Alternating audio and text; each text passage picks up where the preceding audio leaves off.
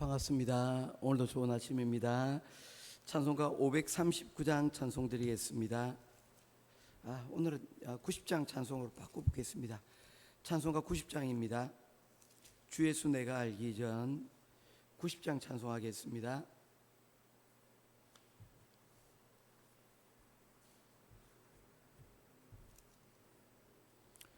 주 예수 내가 알기 전 날 먼저 사랑했네.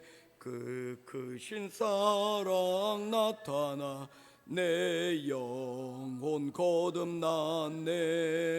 주 내 맘에 늘 계시고 나 주의 안에 있어 저 포도 비유 같으니 참 좋은 나의 친구. 내 친구 되신 예수님 날 구원하시려고 그 귀한 몸을 버리사 내 죄를 대속했네. 나 주님을 늘 믿으며 그 손을 의지하고 내 몸과 마음을 바쳐서 끝까지 충성하리. 내 진실하신 친구여 그 은혜 내려주사 날 항상 보호하시고 내 방패 되옵소서. 그 풍성한 참 사랑을 네 능히 끊을 소냐. 날 구원하신 예수는 참 좋은 나의 친구. 아멘. 찾으실 하나님의 말씀은 신약성경 요한복음 제5장 1절에서 18절까지 말씀 보도록 하겠습니다. 신약성경 요한복음 5장 1절에서 18절까지입니다. 한 절씩 교독하며 보겠습니다. 그 후에 유대인의 명절이 되어 예수께서 예루살렘에 올라가시니라.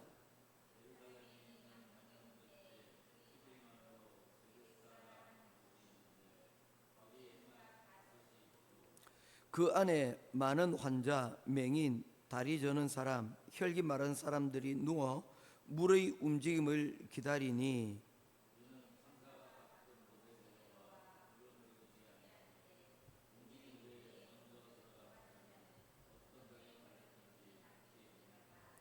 거기 38해 된 병자가 있더라.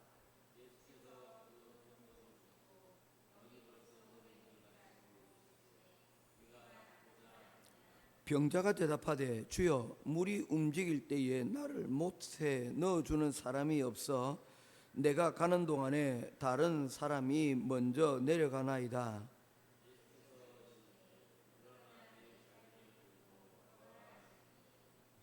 그 사람이 곧 나아가 자리를 들고 가니라. 이날은 안식일이니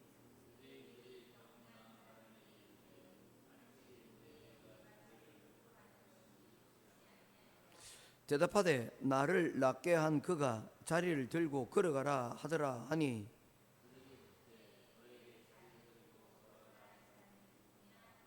고침을 받은 사람은 그가 누구인지 알지 못하니 이미 거기 사람이 많음으로 예수께서 이미 피하셨습니다.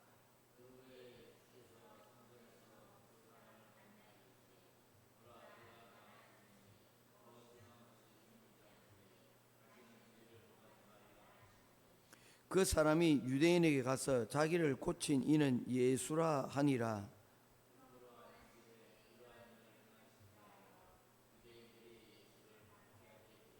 예수께서 그들에게 이르시되 내 아버지께서 이제까지 일하시니 나도 일한다 하시매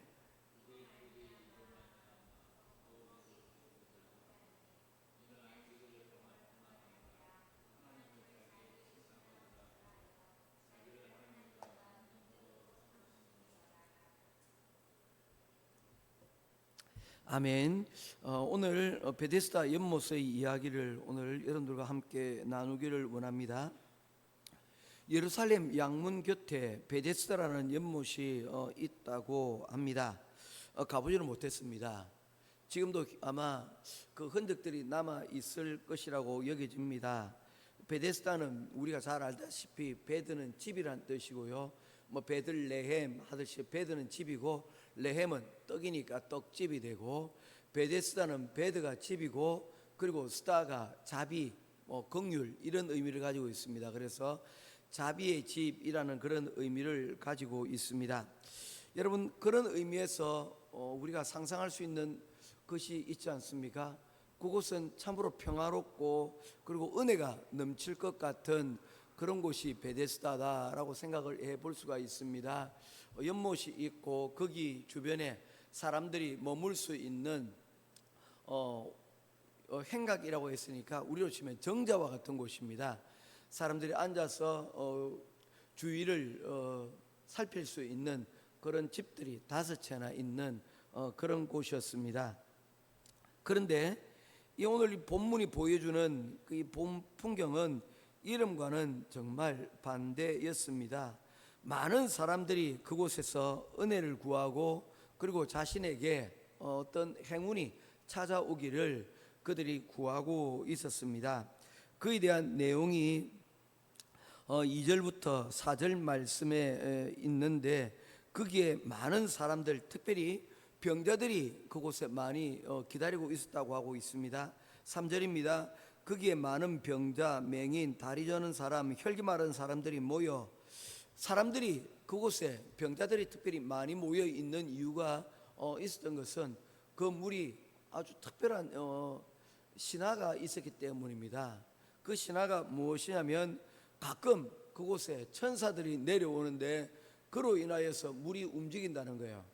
물이 움직여서 천사가 오는 건지 아니면 천사가 오니 물이 움직이는 건지 그 이유는 정확하게 알지는 못합니다. 사람들은 생각하기를 천사가 그곳에 오게 되어지면 그 물이 어떤 변화를 일으킨다고 생각을 합니다.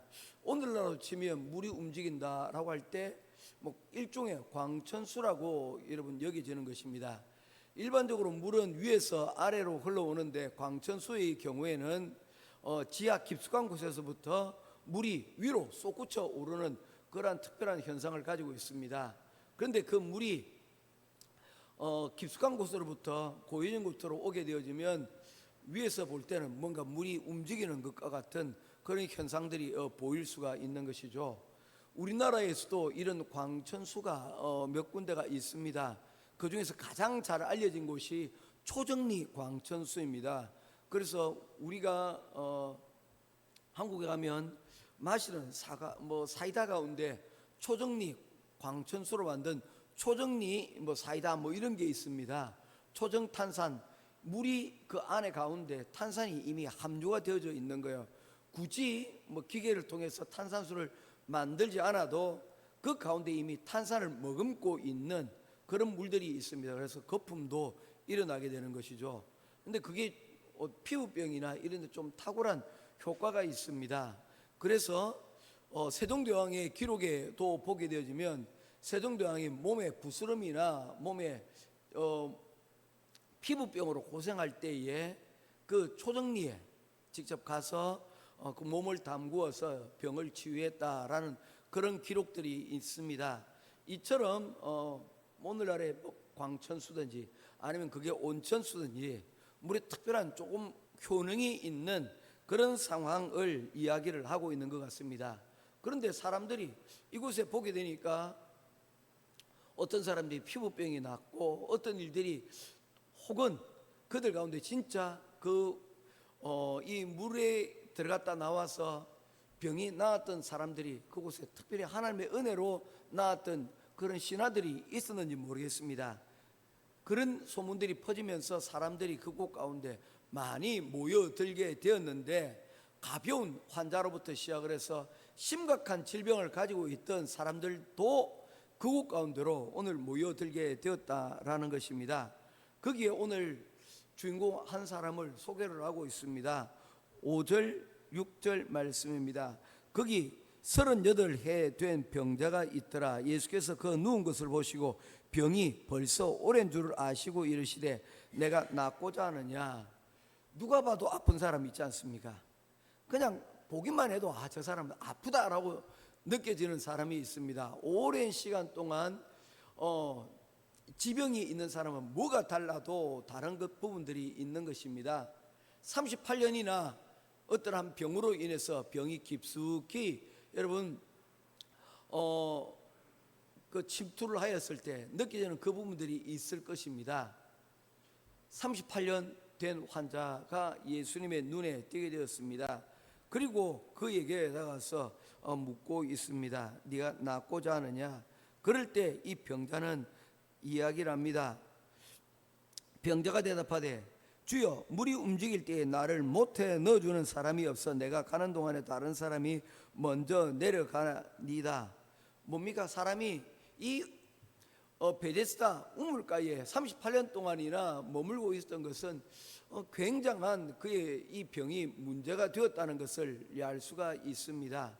38년을 기다렸는데도 그곳에서 그는 병의 이 우물가에 들어가는 행운을 누리지 못한 그런 상황이었다는 것입니다.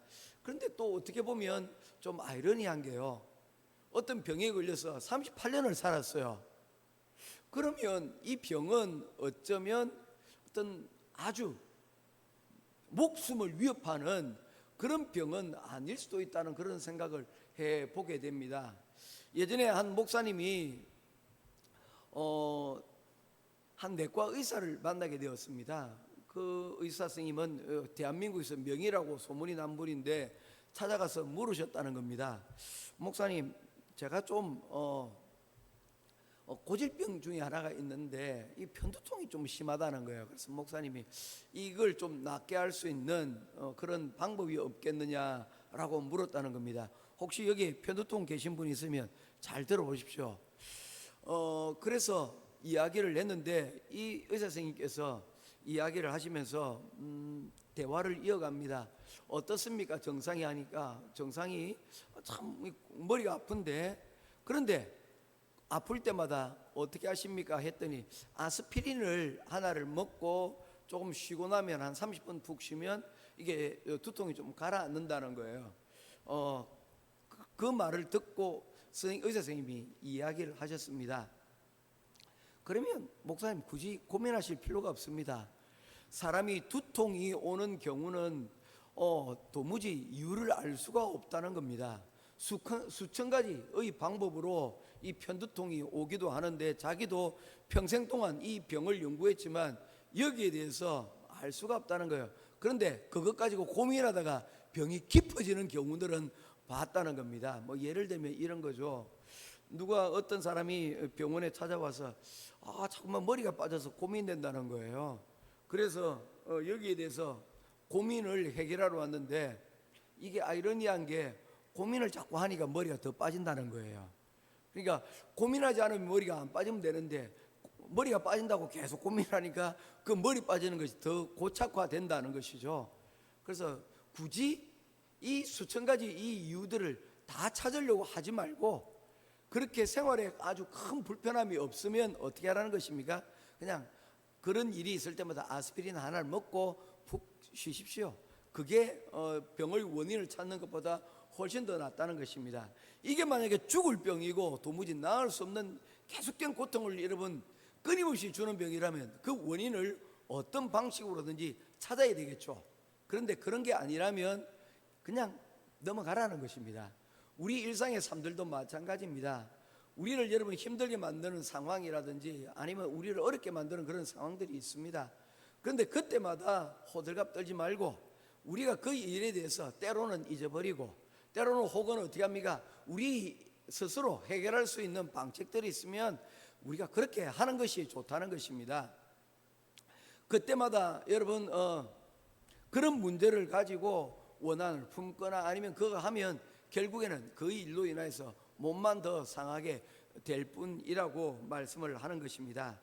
하여튼 이분은 38년이나 된 이런 어려움이 있었지만 그 사람이 이 38년 동안 베데스다 이 연못을 떠나지 못했지만 그 사람은 이 문제를 해결받지 못하고 있다는 것입니다. 자, 우리 한번 생각해 봅시다. 우리가 시작할 때에 이 베데스다를 가리켜서 자비의 집이라고 이렇게 이야기를 하고 소개를 했습니다. 그 이름만으로는 여러분 어떤 곳입니까? 굉장히 은혜롭고 평화로운 곳이라고 했습니다. 그런데 그 실상은 그렇지 못했다는 거예요. 남보다 먼저 들어가야만 그곳에서 병을 나을 수 있는 치열한 여러분 사회의 축소판과 다를 바가 없었다는 것입니다. 무한 경쟁의 장소였다는 것입니다.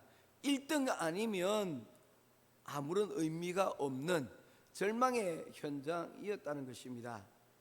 그 치열한 경쟁에서 도태된 채 38년 동안 긴 세월 동안 누워야 있어야만 하는 그런 사람이 여러분 그곳에 머물고 있었다는 것입니다. 그런데 그 어느 누구도 이 사람을 우대하거나 이 사람을 도와주려고 하지 않았다는 것이죠. 바로 오늘 이 자리에 예수님께서 등장을 하고 있습니다. 그래서 우리가 첫 번째로 주목해야 될 것은 무엇이냐면 우리가 가진 문제의 해결책이 세상의 방식인 물에 있지 아니하고 그곳을 찾아오신 예수님께 있다는 사실입니다. 예수님께서는 이 병자가 예수님을 찾기도 전에 예수님이 누군지도 이 사람은 알지를 못했습니다. 그래서 누군가가 찾아와서 당신이 어떻게 이 병을 낫게 되었느냐, 이곳에서 나가도 된다고 얘기를 했느냐 물을 때에 그가 누구인지를 대답을 하지 못했습니다. 어떤 사람이 내게 와서 병이 나았다 하니 내가 그 병이 나은 것을 알게 되었고 그리고 자리를 뜨게 되었다는 것입니다. 그런데 이 사람에게 예수님께서 찾아오셔서 그에게 병을 치유해 주셨다는 것입니다. 그는 낫고자 하느냐는 그 질문에 그는 낫고자 합니다. 그러나 도와줄 사람이 없습니다 라고 하는 그 내용에 대하여서 예수님께서는 그 사람의 이야기를 듣고 그 베데스다 연못에 진짜 필요로 한 그 이름에 걸맞는 자비를 그 사람에게 선물을 해 주었다는 것입니다. 이처럼 이름이 참 중요한 것 같아요. 그런데 그 이름만 그럴듯할 뿐 그곳에 아무런 영향력이 없다면 허울밖에 없다는 것입니다. 명불허전이라는 게 있습니다. 야, 이름을 들었는데 그 이름값을 한다는 것이죠. 우리가 여러분 보면 우리 이름값 하는 사람들이 있습니다. 뭐 그 어떤 것을 가리켜서 그렇게 얘기합니다. 꼴값 한다고. 예, 꼴값 좋습니다. 꼴은 얼굴이지 않습니까? 우리 모양대로 허우대로 좋은데 아무런 힘을 쓰지 못하는 거예요. 인물은 좋은데 그만큼 인격이 되지 못한 거예요. 그 좋은 얼굴로 뭐 하는 겁니까? 사기치고 다니는 거예요. 그러면 꼴값 하는 거예요. 꼴값은 아니죠. 정확하게 뭐 꼴값을 못하는 거예요. 우리 그리스도인에게도 그리스도인의 이름을 뭐라고, 성도를 뭐라고 얘기합니까? 그리스도에 속한 사람들, 그리스도를 따르는 사람들이라는 이름을 가지고 있지 않습니까? 이름값 해야죠. 꼴값 해야죠. 그런데 그 꼴값을 못하게 되어지면 우리 주변이 이런 38년 된 환자와 같이 여러분 이런 상황들이 생겨나게 되어진다는 것입니다. 오늘날의 사회는 고도로 문명이 발전되진 사회라고 얘기를 합니다. 세상은 분명히 10년 전, 20년 전보다 발전하고 더 나아졌다고 얘기합니다. 그런데 그 가운데서 소외되는 사람들이 여러분 점점 많아지고 있다는 겁니다. 요즘 한국에는 우스갯소리로 맥도날드에 가도 물건을 음식점에 가도 물건을 주문을 못해서 그곳에서 뭐 기계만 만지다가 오시는 분들이 있다는 거예요. 왜냐하면 키오스크가 이걸 어떻게 작동하는지 참 힘들다는 거예요. 겨우겨우 이제 핸드폰은 전화는 걸고 하는 거는 되어졌는데 이제 그걸 어떻게 활용하는 거에 대해서는 실제 전화기 값만 비싸지 아무런 소용이 없는 거예요. 그냥 일반적인 전화기 옛날에 그 가지고 있던 애니콜 있지 않습니까? 이거일 때보다도 뭐 더 불편한 거예요. 오늘 이 병자에게도 마찬가지라는 것입니다. 문제의 해결은 상황의 변화에 있는 것이 아니라 예수 그리스도를 만나는 것입니다. 즉 우리를 만난 그리스도의 이름을 가지고 있는 우리들이 꼴값을 하고 이름값을 하게 될 때 그곳에는 무엇이 일어나게 된다는 것입니까? 자비가 여러분 있게 되어지고 그곳에서 치유되어지고 그리고 또한 그를 통해서 하나님의 뜻이 이곳 가운데 이루어지게 된다는 것입니다. 모쪼록 그 일에 쓰임받는 저와 여러분 될 수 있기를 주님의 이름으로 축원드립니다. 두 번째로 우리가 살펴볼 것은 주님의 은혜는 우리가 알기도 전에 자격이 없을 때 우리에게 찾아오신다는 것입니다. 예수님을 만났던 여러 사람들 가운데 어떤 사람들은 예수님께 나와서 소리를 질렀습니다. 병자는 아니었지만 뽕나무에 올라갔던 삭개오라는 사람이 있었습니다. 그 사람은 멀찍이 예수님을 바라보고 있었습니다. 사실은 그 어느 누구도 이 삭개오를 주목하지 않았는데 곧 소리치지 않았음에도 예수님께서 이 사람에게 찾아가셔서 오늘 내가 너와 함께 너희 집에 유하여야 되겠다, 너희 집에 방문해야 되겠다라고 말씀하시고 이 삭개오의 집에 방문을 하고 있습니다. 예수님께서는 그 많은 베데스다에 있는 사람들 가운데 한 사람을 선택하셨고 그리고 일방적으로 가셔서 고쳐주셨습니다. 이것이 기독교가 말하는 은혜라는 것입니다. 38년 된 병자에게 임한 은혜가 바로 이런 것입니다. 오늘 우리가 부른 찬송의 가사에 주 예수 내가 알기 전 날 먼저 사랑했네 라고 이야기를 했습니다. 세상은 스펙이 있는 사람, 자격을 갖춘 사람들, 먼저 도착한 사람들, 1등한 사람들에게 상을 줍니다. 그러나 예수님은 아무 가능성이 없이 누워있는 자, 실패한 자, 영적으로 무지한 자를 찾아오셔서 그들에게 일어나라고 말씀을 하고 있는 것입니다. 38년 된 병자가 고침을 받은 것은 기적이 아니라 그곳에 예수님께서 찾아오셔서 은혜를 베풀어 주신 것이 바로 기적이라는 것입니다. 이제 말씀을 맺겠습니다. 우리는 익숙한 실패의 자리가 있습니다. 매번 실패하는 곳들이 있다고 하는 곳이 있습니다. 누구만 만나면 우리가 여러분 갑질을 하게 되어지고 어떤 상황에만 들어가게 되면 우리가 여러분 그곳에서 우리가 원치 않는 그런 일들을 하는 경우가 있습니다.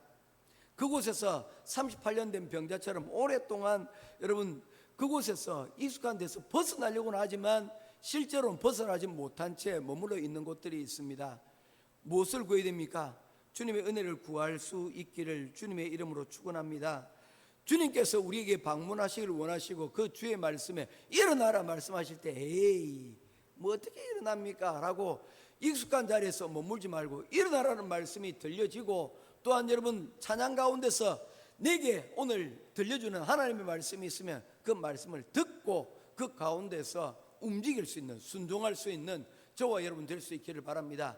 그리하면 그 연못으로부터 이제 이름만 그럴듯한 곳에서 이제 벗어나서 진짜 주님이 동행하는 그러한 치유된 회복의 삶을 살아갈 수가 있는 것입니다. 모쪼록 저와 여러분들이 이와 같은 하나님의 은혜를, 진정한 베데스다를 누릴 수 있는 저와 여러분이 될 수 있기를 주님의 이름으로 축원드립니다. 기도하겠습니다. 고마우신 아버지 하나님, 은혜와 사랑을 감사합니다. 오늘 우리에게 주신 귀한 하나님의 말씀을 우리에게 들려주셨습니다. 우리는 38년 된 병자처럼 세상의 헛된 우물 곁에서 막연한 기적만 바라고 살았습니다. 주님을 알지 못했던 우리를 먼저 찾아와 주시고 십자가의 사랑으로 우리를 일으켜 주시니 감사합니다. 이제 더 이상 과거의 상처와 환경 탓을 하며 누워있지만 않는 저희들 되게 하여 주옵소서. 주님 말씀 의지하여 믿음의 자리를 들고 세상 속으로 당당히 걸어가는 우리 모두가 되게 하여 주시옵소서. 오늘도 우리를 방문하여 주시고 우리를 일으켜 세워주시는 우리 주 예수 그리스도 이름으로 간절히 기도드리옵나이다. 아멘. 하늘에 계신 우리 아버지여, 이름이 거룩히 여김을 받으시오며 나라의 임하옵시며 뜻이 하늘에서 이룬 것 같이 땅에서도 이루어지이다. 오늘날 우리에게 일용할 양식을 주옵시고 우리가 우리에게 죄 지은 자를 사해 준 것 같이 우리 죄를 사하여 주옵시고 우리를 시험에 들게 하지 마옵시고 다만 악에서 구하옵소서. 대개 나라와 권세와 영광이 아버지께 영원히 있사옵나이다. 아멘.